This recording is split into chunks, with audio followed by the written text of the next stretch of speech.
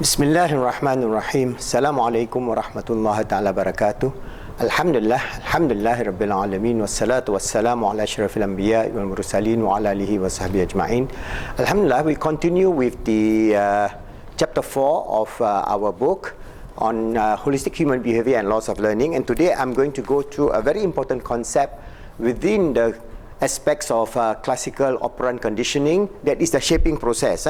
This is a very important concept because you can use the shaping process to shape or to condition, whether it is a mouse, a cat, a dog, and a chimpanzee, or a human being, or a small group of people, or a society, or the whole civilization. So there are many levels of shaping that is taking place. A lot of time we are not even aware, and these are the preview of people who try to brainwash us and make us think in a certain direction. But let's start with the simple aspect of what is shaping within the idea of conditioning. So I'm going to read this little paragraph here about shaping, okay, in our book, chapter 4. Since there are so many link responses which make up the chain, the best way to know which responses to reinforce is to apply another concept called shaping. All conditioning have certain basic characteristics. There is a behavior as occur before the conditioning, and there is a goal for behavior after conditioning. In the example where Professor Mahdi, or that time John Jenkins, trained his pet chicken, Asparadrate, the behavior before conditioning consisted of standing in the experimental learning chamber, occasionally scratching around and looking just like any chicken will do.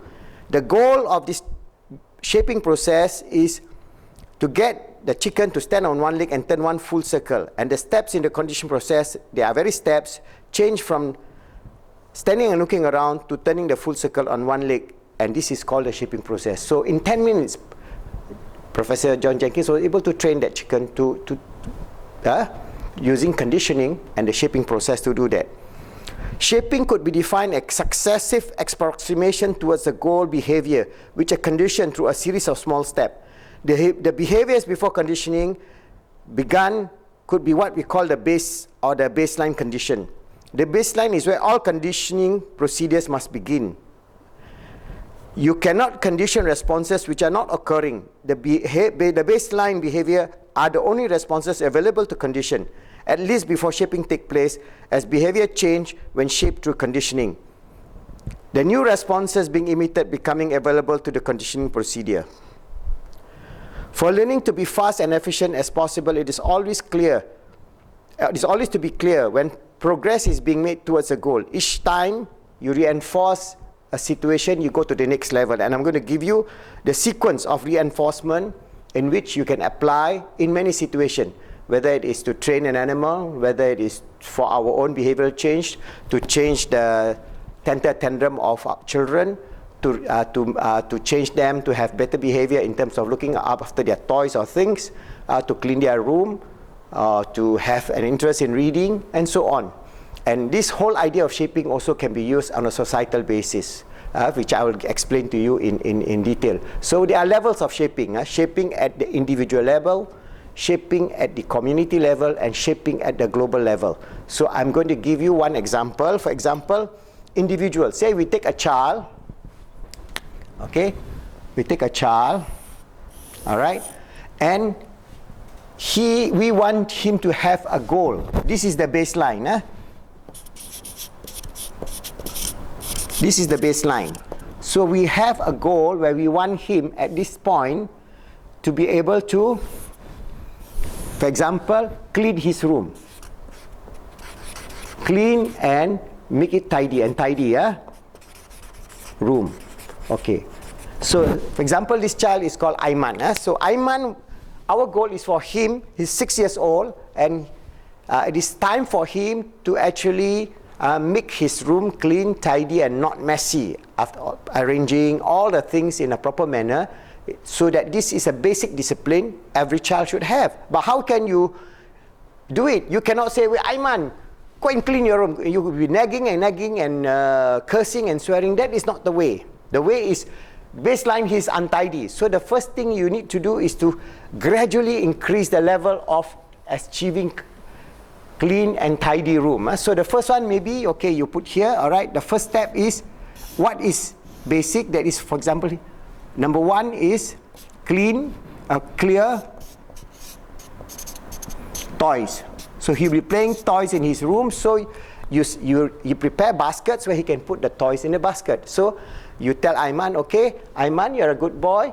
Okay, after you play, you put your toys in the basket. So you must have the precursor, because he cannot move into clearing the toys if there's no basket. So you have to have that basket there. And then you implement that for 1 week. Okay, all he needs to do is just, after he plays completely, put the toys in the basket. And each time he does that, you reinforce. And you can see, you're a good boy, Aiman. You see, you're tidy. You are putting your toys in a basket. All right. So the next step then would be, okay, for him, for example, to hang his clothes. So hang clothes. So you teach, you have hangers, so that those clothes that he does not use, not spill all over the floor, just hanging to the hanger. So second stage, number 2, is hang clothes. So now he has 2 things. He knows that he has to clear the toys, then he has to hang the clothes. And towel, for example, there's a towel rack, put it on a towel rack. So it's a bit tidy already. All right. Then the third step is for him. All right. Number 3 is, for example, for him to clean or tidy the bed. Tidy bed. So his bed sheet and all that, you teach a simple method. It's not too tedious.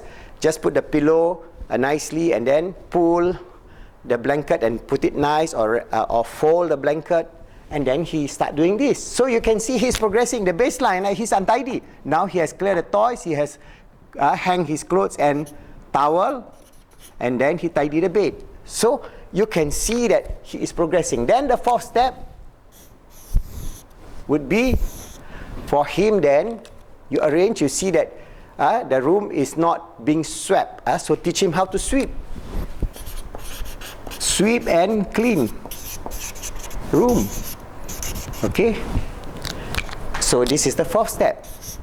So each time, 1 week, 1 week, 1 week, 1 week. By the 5th week, then he can make this clean and tidy and beautiful. Because Allah loves, make the room beautiful. So decorate it, make it nice, make it clean, and so on. So you can see within 5 weeks, through the shaping process,